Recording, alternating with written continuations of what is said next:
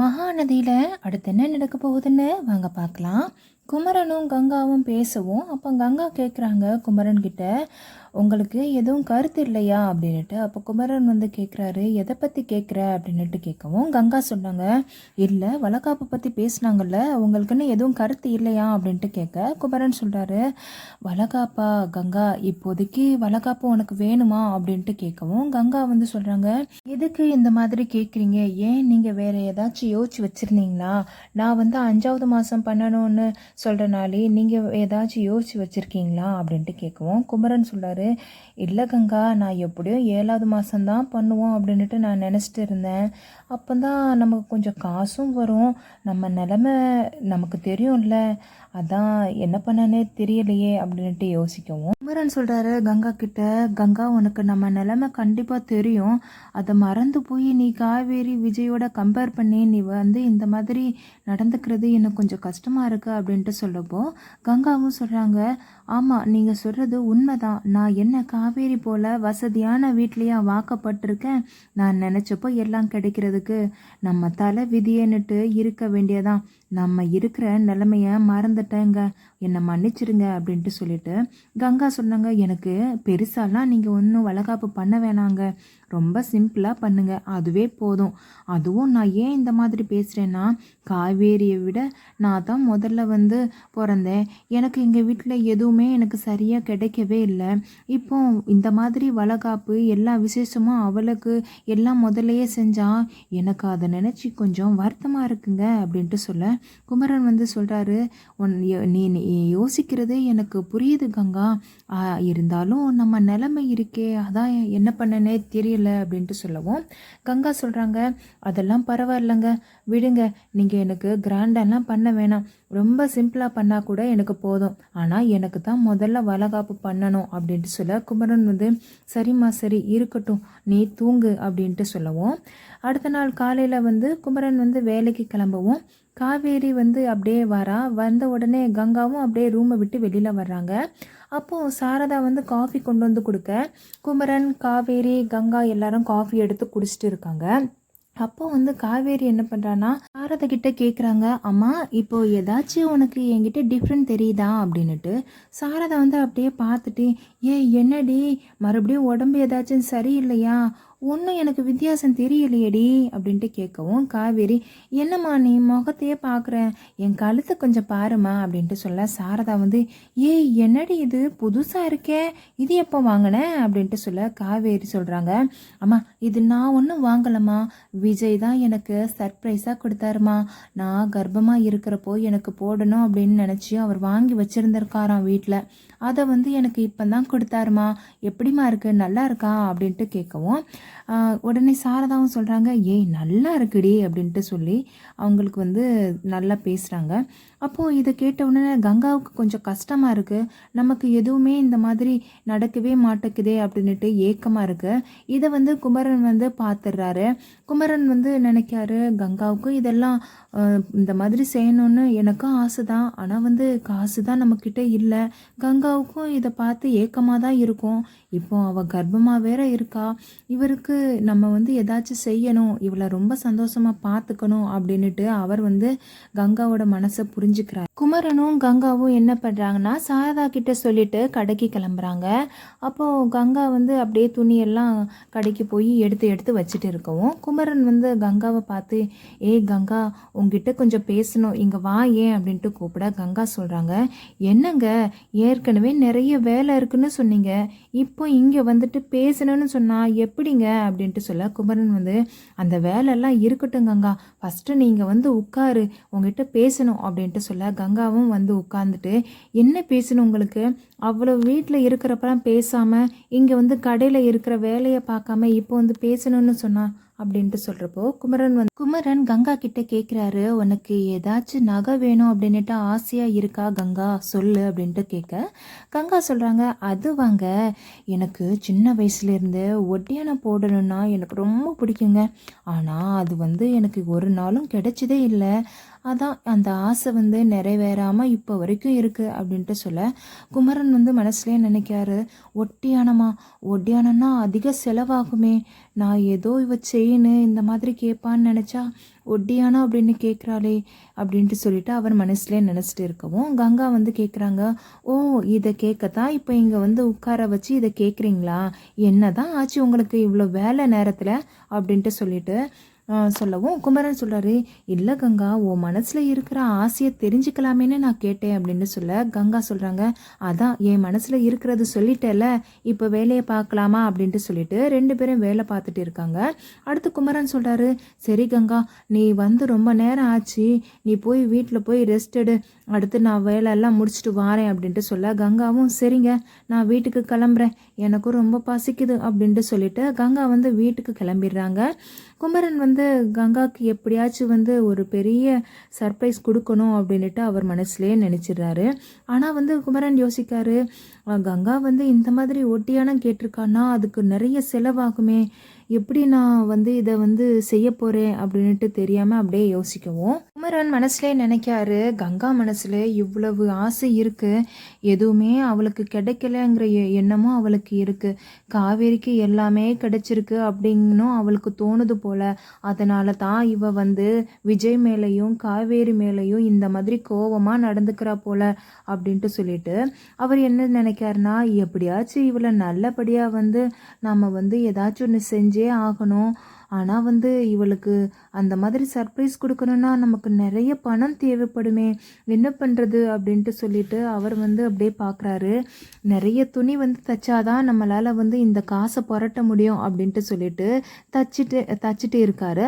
அப்போ வந்து நிவின் வராரு. நிவின் வந்ததும் அண்ணே என்னண்ணே ரொம்ப வேலையா அப்படின்ட்டு கேட்கவும் குமரன் வந்து இல்லைடா இருக்கிற வேலை தான், ஆனால் கொஞ்சம் வேலை இருக்கத்தாண்டா செய்யுது நிவினே, நீ என்ன இங்கிட்டு அப்படின்ட்டு கேட்க நிவின் சொல்கிறாரு, சும்மா தானே அப்படியே உங்களை பார்த்துட்டு போகலாம் அப்படின்ட்டு வந்தேன் அப்படின்ட்டு சொல்கிறப்போ அப்போ வந்து நிவின் பார்க்குறாரு, அண்ணே என்னண்ணே இவ்வளோ வேலை இருக்குது அப்படின்னுட்டு குமரன் ஆமாடா நிறைய வேலை வந்துருச்சு, அதான் இது சீக்கிரமாக முடிக்கணுமேன்னு தாண்டா உட்காந்து செஞ்சுட்டு இருக்கேன் அப்படின்ட்டு சொல்கிறப்போ அப்போ வந்து ஒரு கார் வந்து நிற்குது கடை முன்னாடி. குமரனும் நிவினும் யார் வந்திருக்காங்க அப்படின்ட்டு பார்க்கவும் அந்த கார்லேருந்து நிறைய பேர் இறங்கி வர்றாங்க.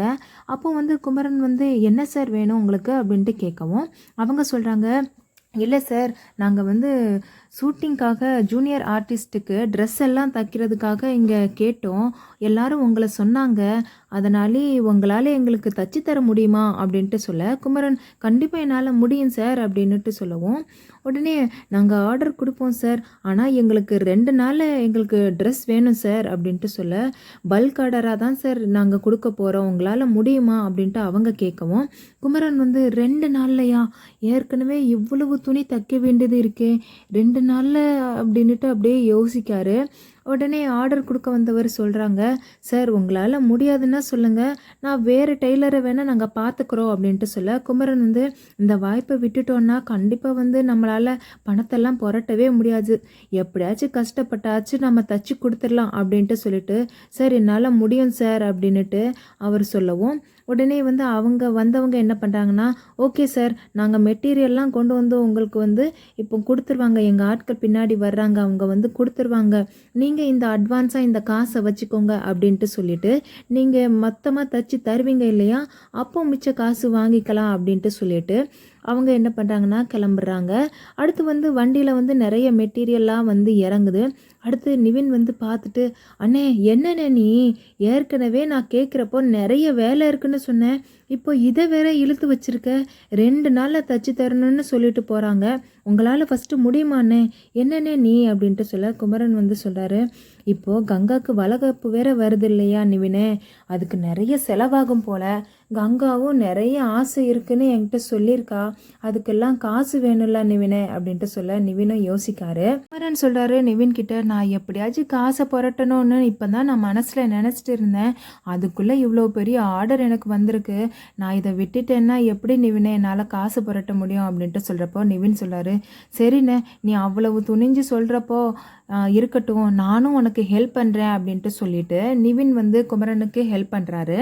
அப்போ வந்து விஜய் வராரு. விஜய் வந்த உடனே குமரன் வந்து என்ன விஜய் ப்ரோ இங்கே அப்படின்ட்டு சொல்ல விஜய் சொல்கிறாரு, நான் தான் உங்கள் கடைக்கு வந்தேன், என்ன நிவின் நீங்கள் என்ன பண்ணுறீங்க இங்கே அப்படின்ட்டு கேட்கவும் நிவின் வந்து சொல்கிறாரு, சும்மா தான் வந்தேன் இங்கே அண்ணனை பார்க்க, அதான் அப்படியே வந்து இவருக்கு கொஞ்சம் ஹெல்ப் பண்ணலாமே அப்படின்னுட்டு ஹெல்ப் பண்ணிட்டு இருக்கேன் அப்படின்ட்டு சொல்கிறப்போ குமரன் வந்து அவ்வளோ வேகமாக தச்சுட்டு இருக்க விஜய் கேட்குறாரு, என்ன குமரன் இவ்வளோ வேகமாக தச்சுட்டு இருக்கீங்களே அப்படின்னுட்டு நிவின் சொல்கிறாரு, ஆமாம் விஜய், குமரன் அண்ணனுக்கு ஒரு பல்க் ஆர்டராக பெரிய ஆர்டர் கிடச்சிருக்கு, அது 2 நாள்லேயே முடிக்கணும், அதனாலே தான் நானும் இருந்து அவருக்கு ஹெல்ப் பண்ணலாமேன்னுட்டு ஹெல்ப் பண்ணிட்டு இருக்கேன் அப்படின்ட்டு சொல்கிறப்போ விஜய் சொல்கிறாரு, ஓஹோ அப்படியா, சூப்பரான நியூஸ் ஆச்சே, அப்போனா நானும் உங்கள் கூட ஜாயின் பண்ணிக்கலாம் அப்படின்னு நினைக்கிறேன் அப்படின்னு சொல்ல குமரன் சொல்கிறாரு, இல்லை விஜய், நீங்கள் ஒன்றும் செய்ய வேண்டாம், நீங்கள் ஃபஸ்ட்டு சும்மா பாருங்கள் போதும் அப்படின்ட்டு சொல்ல நிவின் வந்து சொல்கிறாரு, அதான் நான் இருக்கேனே விஜய், நான் எல்லாமே பார்த்துப்பேன் அப்படின்ட்டு சொல்கிறப்போ விஜய் சொல்கிறாரு,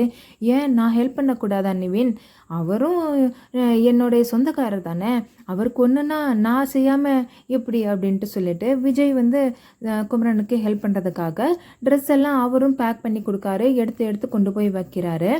அப்போது நிவினும் ஹெல்ப் பண்ணுறாரு. அப்படியே நைட் ஆயிடுது. அப்போ காவேரி வந்து வீட்டில் இருந்து என்ன இவரை இன்னும் காணோம் அப்படின்ட்டு சொல்லிட்டு விஜய்க்கு ஃபோன் பண்ணவும் விஜய் வந்து ஃபோனை எடுத்து பார்க்குறாரு. காவேரி ஃபோன் பண்ணுறா. விஜய் வந்து ஃபோன் அட்டன் பண்ணிவிட்டு, காவேரி நான் கொஞ்சம் வெளியில் இருக்கிறேன் காவேரி, நான் இப்போ வந்துடுவேன் சரியா, நீ அடிக்கடி ஃபோன் பண்ணாத அப்படின்ட்டு சொல்லவும் காவேரி என்ன பண்ணுறாங்கன்னா புரிஞ்சுட்டு, சரிங்க நீங்கள் வந்துடுங்க அப்படின்ட்டு சொல்லிட்டு ஃபோனை கட் பண்ணிடுறா. குமரனோ நிவினோ விஜய்கிட்ட சொல்கிறாங்க, நீங்கள் வேணால் கிளம்புங்க, அதான் காவேரி வேற ஃபோன் பண்ணிட்டால அப்படின்ட்டு சொல்கிறப்போ விஜய் சொல்கிறாரு, அதெல்லாம் இருக்கட்டும், காவேரிலாம் புரிஞ்சுப்பா, ஒன்றும் சொல்ல மாட்டா அப்படின்ட்டு சொல்லிட்டு அவர் மறுபடியும் வந்து வேலை பார்க்குறாரு. அப்போது குமரனுக்கு ஃபோன் வருது. கங்கா ஃபோன் பண்ணிவிட்டு, என்னங்க இவ்வளோ லேட் ஆகுது, இன்னும் வீட்டுக்கு வரலையா, நீங்கள் இன்னுமா வேலை பார்த்துட்டு இருக்கீங்க அப்படின்ட்டு சொல்ல குமரன் வந்து சொல்கிறாரு, இல்லை கங்கா, இன்னும் கொஞ்சம் வேலை தான் இருக்குது, அதை முடிச்சுட்டு வரலாம்னு தான், இன்னும் ஒரு மணி நேரமாச்சும் ஆகும் அப்படின்ட்டு சொல்ல கங்கா, என்ன 1 மணி நேரமா, ஏற்கனவே நைட் ஆயிடுச்சுங்க அப்படின்ட்டு சொல்ல, இல்லை கங்கா நீ ஃபோனை வை, பேசுனா இன்னும் நேரம்தான் போகும், நான் இப்போ வந்துடுவேன் சரியா அப்படின்ட்டு சொல்லிட்டு ஃபோனை கட் பண்ணிடுறாரு.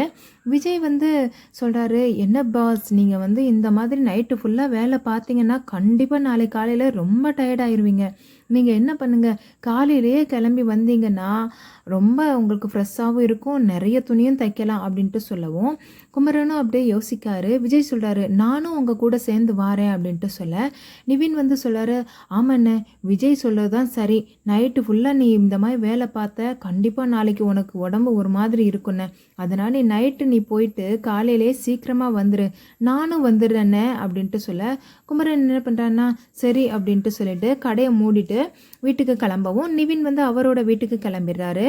விஜயும் குமரனும் சேர்ந்து வீட்டுக்கு வர்றாங்க. இதை வந்து கங்கா பார்த்துறா. கங்கா பார்த்துட்டு மறுபடியும் இவர் கூட சேர்ந்துட்டு வெளியில் போய் சுற்றிட்டு வரார் போல். நான் கேட்டால் வேலை இருக்குது அப்படின்ட்டு சொல்லிட்டு இவர் கூட என்னத்தை பண்ணிட்டு வராரோ எனக்கே தெரியல அப்படின்ட்டு கோவப்பட்டு கங்கா வந்து உள்ளே போய் படுத்துக்கிறாங்க. குமரன் வராரு. குமரன் வந்துட்டு சமாதானப்படுத்தவா அப்படின்ட்டு அப்படியே யோசிக்காரு. இப்போ பேசினா கண்டிப்பாக ஏதாச்சும் இவ கேட்பா அப்படின்ட்டு சொல்லிட்டு நாளைக்கு காலையிலேயே சமாதானப்படுத்தலாம் அப்படின்ட்டு சொல்லிட்டு அவரும் படுக்க போயிடுறாரு. அங்கிட்டு காவேரி வந்து அப்படியே பார்த்துட்டு இருக்கா. என்னங்க என்ன ஆச்சு, எங்கே போயிட்டு வரீங்க அப்படின்ட்டு கேட்க விஜய் சொல்கிறாரு, இல்லை காவேரி, குமரனோட கடைக்கு தான் போயிருந்தேன் அப்படின்ட்டு சொல்ல காவேரி சொல்கிறாங்க, இதை நீங்கள் ஃபோன்லேயே சொல்லியிருக்கலாம் இல்லைங்க, நான் ஏதாச்சும் சொல்லவா போகிறேன், நானும் நைட் ஆகிட்டே என்னடா ஆளை காணோம் அப்படின்ட்டு ரொம்ப பயந்துட்டேன் அப்படின்ட்டு சொல்ல விஜய் சொல்கிறாரு, அதெல்லாம் ஒன்றும் பயப்படாத காவேரி, அதான் நான் வந்துட்டேன்ல அப்படின்ட்டு சொல்லவும் அங்கேயும் எல்லாரும் தூங்கிடுறாங்க. அடுத்த நாள் காலையில் விடியுது. குமரன் வந்து காலங்காத்தால் கடைக்கு கிளம்புறாரு. அப்போ விஜய் வந்து கிளம்பி வரவும் குமரன் கிட்ட, சரி ப்ரோ நீங்கள் கிளம்பிட்டீங்கல்ல, 2 பேரும் கிளம்பி போகலாமா அப்படின்ட்டு கிளம்புறாங்க. அப்போ கங்கா வந்து, என்ன இவங்க 2 பேரும் காலங்காத்தாலேயே எங்கே கிளம்புறாங்க அப்படின்ட்டு தெரியலையேன்னு பார்க்கவும் குமரன் சொல்கிறாரு கங்கா கிட்ட, கங்கா எனக்கு கொஞ்சம் வேலை இருக்குது கங்கா, நான் சீக்கிரமாக கடைக்கு போகிறேன் அப்படின்ட்டு சொல்லிட்டு கிளம்பவும் கங்கா வந்து முறைச்சி பார்க்குறாங்க. காவேரி என்ன பண்ணுறான்னா விஜயை வந்து ஒன்றுமே செய்யாமல், சரி நீங்கள் போயிட்டு வாங்க அப்படின்ட்டு அவ சொல்லிடுறா. கங்கா வந்து இவ்வளவு காலையில் விஜயோடு சேர்ந்து எங்கே தான் போகிறாருனே தெரியல, இப்போ எந்த பிரச்சனையும் இழுத்துட்டு வர போகிறாங்கன்னு தெரியல, இனி ஏதாவது பிரச்சனைன்னு வரட்டும், இந்த காவேரியையும் விஜயையும் நான் உண்டில் ஆக்கிடுவேன், இனி மாமாவுக்கு ஏதாச்சும் பிரச்சனை யாராச்சும் வந்தால் அவ்வளோதான், சும்மாவே இருக்கக்கூடாது அப்படின்ட்டு சொல்லிட்டு மனசுலேயே நினச்சிட்டு இருக்கா. கங்கா ரூம்க்கு உள்ளே போயிட்டு அப்படியே யோசிக்கிறா. அவளால் நிம்மதியாகவே இருக்க முடியல. மறுபடியும் அவங்க 2 பேர் எங்கே போனாங்க? இவர் என்னடான்னா வேலை இருக்குன்னு சொல்லிட்டு காலையிலேயே கிளம்புறாரு.